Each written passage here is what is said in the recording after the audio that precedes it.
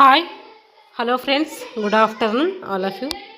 MRL study studio ಚಾನಲ್ಗೆ ತಮಗೆಲ್ಲರಿಗೂ ಸ್ವಾಗತಿಸುತ್ತಾ, ಹಿಂದಿನ ತರಗತಿಯಲ್ಲಿ ಏನು ಮಾಡಿದ್ದೀವಿ, ನಾವು ಜಿಮ್ನಾಸ್ಟಿಕ್ಕನ್ನು ಕುರಿತು ಒಂದು ತರಗತಿಯನ್ನು ಮಾಡಿದ್ದೀವಿ. ಅದರಲ್ಲಿ ಫಿನಿಶಿಂಗು, ಕುದುರೆ ಸವಾರಿ ಮತ್ತು ಜಿಮ್ನಾಸ್ಟಿಕ್ ಈ ಎಲ್ಲದರ ಮೇಲೆ ಏನು ಮಾಡಿ ತರಗತಿಯನ್ನು ಮಾಡಿದ್ದೀನಿ. ಅದರ ಮೇಲೆ ಏನಿದ್ದಾವೆ ಈ ತರಗತಿಯಲ್ಲಿ MCQ ಬಿಡಿಸ್ತಾ ಇದ್ದೀನಿ.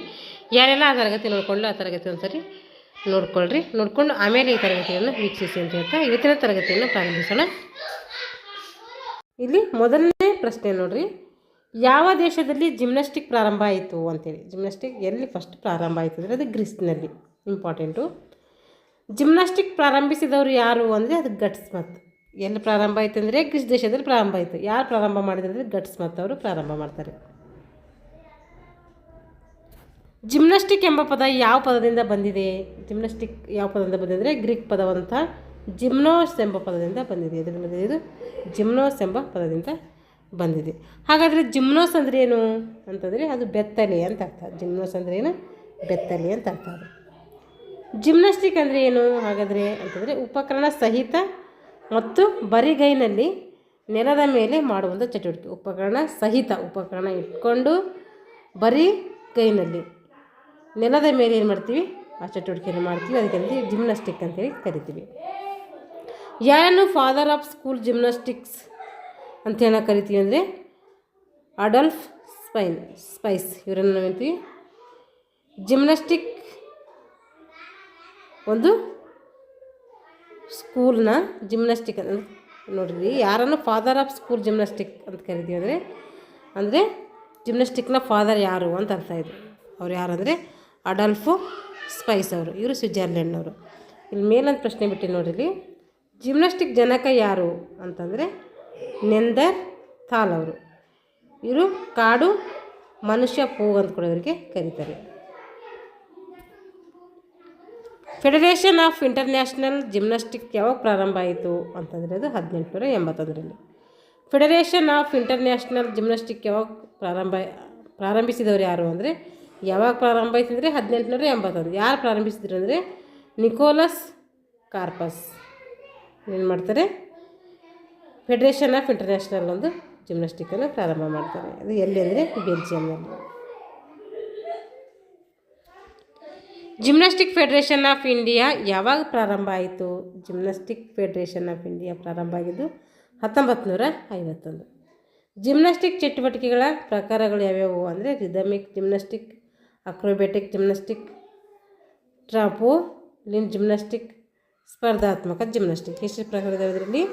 ರಿದಮಿಕ್ ಜಿಮ್ನಾಸ್ಟಿಕ್ ಒಂದು, ಅಕ್ರೋಬ್ಯಾಟಿಕ್, ಟ್ರಾಂಪೋಲಿನ್ ಜಿಮ್ನಾಸ್ಟಿಕ್, ಸ್ಪರ್ಧಾತ್ಮಕ ಜಿಮ್ನಾಸ್ಟಿಕ್. ಒಟ್ಟು 4 ಪ್ರಕಾರಗಳನ್ನು ಇಲ್ಲಿ ನೋಡ್ತೀವಿ. 1 2 3 4.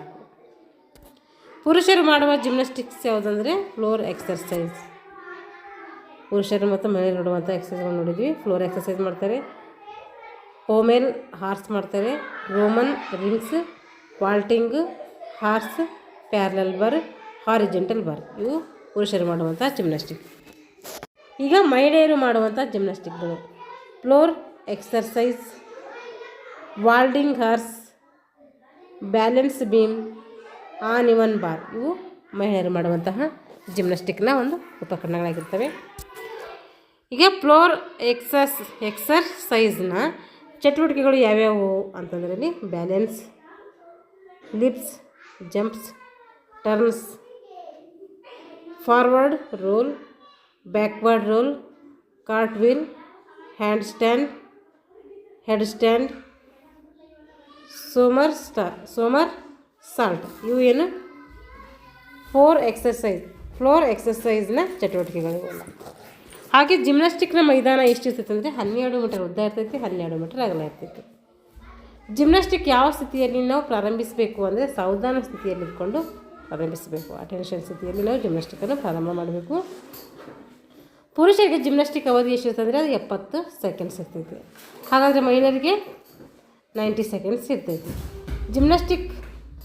ಜಿಮ್ನಾಸ್ಟಿಕ್ನ ಮುಕ್ತಾಯದ ಚಟುವಟಿಕೆ ಯಾವುದು? ಮುಕ್ತಾಯವನ್ನು ಯಾವ್ದು ಮಾಡ್ತೀವಿ? ಅಕ್ರೋಬ್ಯಾಟಿಕ್ ಮಾಡ್ತೀವಿ. ಪೋಮೆಲ್ ಹಾರ್ಸ್ನ ವಿಧಗಳು ಯಾವ್ಯಾವು ಅಂದರೆ ಹಿಡಿಕೆಗಳ ಹೊರಬದಿ, ಹಿಡಿಕೆಗಳ ಮೇಲೆ, ಹಿಡಿಕೆಗಳ ಒಳಬದಿ. ಇವು ಏನು ಪೋಮೆಲ್ ಹಾರ್ಸ್ನ ವಿಧಗಳಾಗಿರ್ತವೆ. ಪೊಮೇಲ್ ಹಾರ್ಸ್ನ ಚಟುವಟಿಕೆಗಳು ಯಾವ್ಯಾವು ಅಂತಂದರೆ ಅವು swing, single leg circle, double leg circle, forward, backward ಮತ್ತು scissors, backward scissors, side trouble, real foot, front round, combination ಮತ್ತು ಡಿಸ್ಮೌಂಟ್ ಇವೆಲ್ಲ ಏನು ಪೊಮೇಲ್ ಹಾರ್ಸ್ನ ಚಟುವಟಿಕೆಗಳಿವೆಲ್ಲ. ಪೊಮೇಲ್ ಹಾರ್ಸ್ ಚಟುವಟಿಕೆಗಳನ್ನು ಹೀಗೆ ಪ್ರಾರಂಭಿಸಬೇಕು. ನಾವು ಹೆಂಗೆ ಪ್ರಾರಂಭಿಸಬೇಕು ಅಂದರೆ ಸೈಡ್ ಸಪೋರ್ಟ್ ಪೊಸಿಷನ್ನಲ್ಲಿ ನಾವು ನೋಡೋಕ್ಕೂ ಪೊಮೇಲ್ ಹಾರ್ಸ್ ಚಟುವಟಿಕೆಯನ್ನು ಪ್ರಾರಂಭ ಮಾಡಬೇಕು. ರೋಮನ್ ರಿಂಗ್ಸ್ನಲ್ಲಿನ ಚಟುವಟಿಕೆಗಳು ಯಾವುವು? ಅಲ್ಲಿ ಸ್ವಿಂಗ್ ಇರುತ್ತೆ, ಬ್ಯಾಲೆನ್ಸ್ ಮತ್ತು ಶಕ್ತಿದಾಯಕ ಚಟುವಟಿಕೆಗಳು ಇರ್ತವೆ, ಸ್ವಿಂಗಿಂಗ್ ಇರುತ್ತೆ, ಸ್ವಿಂಗಿಂಗ್ ಆನ್ ಹ್ಯಾಂಗ್ ಇರ್ತೈತಿ, ಅದು ಇದು ಸೇರಿಸಿ ಒಂದೇ ಆಗಿರ್ತೈತೆ.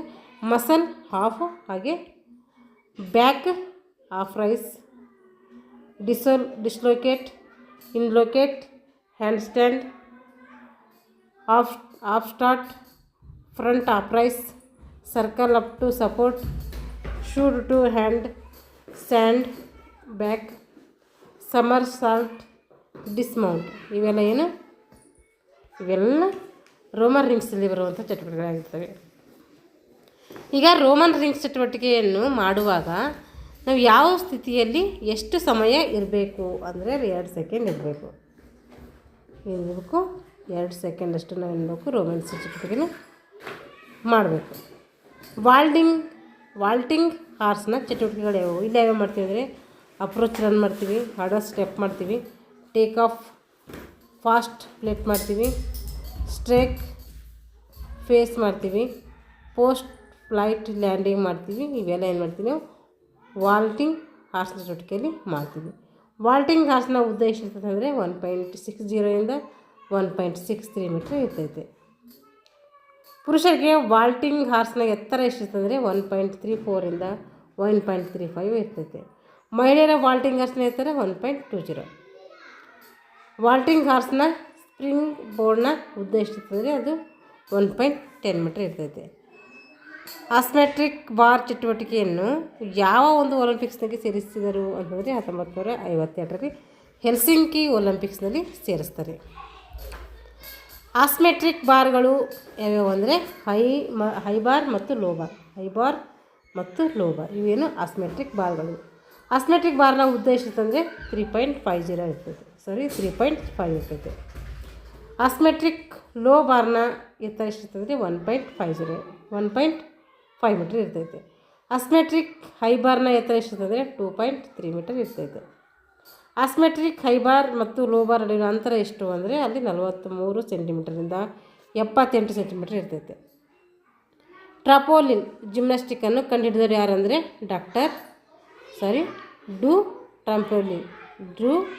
ಡು ಟ್ರಾಪೋಲಿನ್ ಇವರು ಫ್ರೆಂಚ್ ದೇಶದವರು.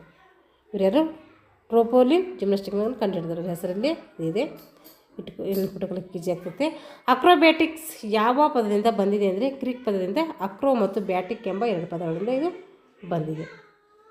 ಅಕ್ರೋ ಅಂದರೆ ಏನು ಹಾಗಾದರೆ ಅಂದರೆ ಅದು ತಡೆ ಅಂತ ಅರ್ಥ. ಬ್ಯಾಟಿಕ್ ಅಂದರೆ ಏನು ಅಂದರೆ ಸಮತೋಲನ ಅಂತ ಅರ್ಥ. ರಿದಮಿಕ್ ಜಿಮ್ನಾಸ್ಟಿಕ್ಸ್ನ ಪ್ರಕಾರಗಳು ಯಾವುವು ಅಂದರೆ ಒಂದು rope exercise, ribbon exercise, hoops exercise, ball exercise, club exercise ಇವೆಲ್ಲ ಏನು ರಿದಮಿಕ್ ಜಿಮ್ನಾಸ್ಟಿಕ್ನ ಪ್ರಕಾರಗಳಿವೆಲ್ಲ.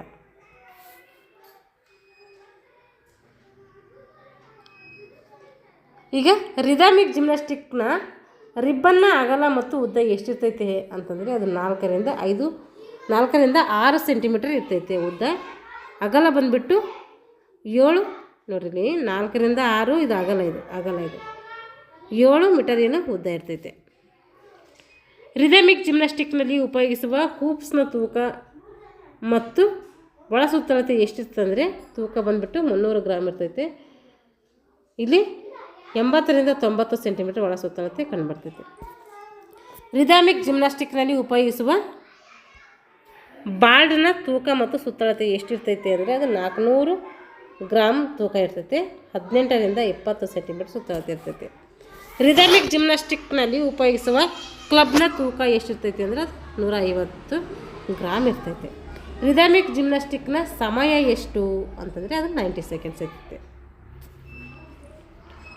ಇಷ್ಟೇನಾಯಿತು, ನಾವು ಜಿಮ್ನಾಸ್ಟಿಕ್ಗೆ ಸಂಬಂಧಪಟ್ಟಂಥ ಕ್ವಶನ್ ಆನ್ಸರ್ಗಳನ್ನು ನೋಡಿದ್ದೀವಿ. ಇಷ್ಟು ಸ್ವಲ್ಪ ಇಂಪಾರ್ಟೆಂಟ್ ಇವೆಲ್ಲ ಕ್ವಶನ್ಸು ಸ್ವಲ್ಪ ನೀಟಾಗಿ ಒಂದು 2-3 ಸರಿ ಓದ್ಕೊಳ್ರಿ, ಯಾಕೆಂದರೆ ಇವರು ಜಾಸ್ತಿ ನೆನಪಿರೋದಿಲ್ಲ. ಒಂದು 2-3 ಸರಿ ಓದ್ಕೊಂಡು ರಿವಿಷನ್ ಮಾಡ್ಕೊಂಡು ನೆನ್ಪಿಟ್ಕೊಂಡ್ರೆ ನೆನಪಿರ್ತೈತೆ. ಹಾಗಾಗಿ ನೀವು ರಿವಿಷನ್ ಮಾಡ್ಕೊಳ್ಳಿ. ಇಲ್ಲಿಗೆ ಏನು ಮಾಡ್ತೀನಿ, ಈ ತರಗತಿಯನ್ನು ಮುಗಿಸ್ತಾ ಇದ್ದೀನಿ. ಮುಂದಿನ ತರಗತಿಯಲ್ಲಿ ಮುಂದಿನ ಒಂದು ವಿಷಯದೊಂದಿಗೆ ಭೇಟಿಯಾಗೋಣ ಅಂತ ಹೇಳ್ತಾ ಎಲ್ಲರಿಗೂ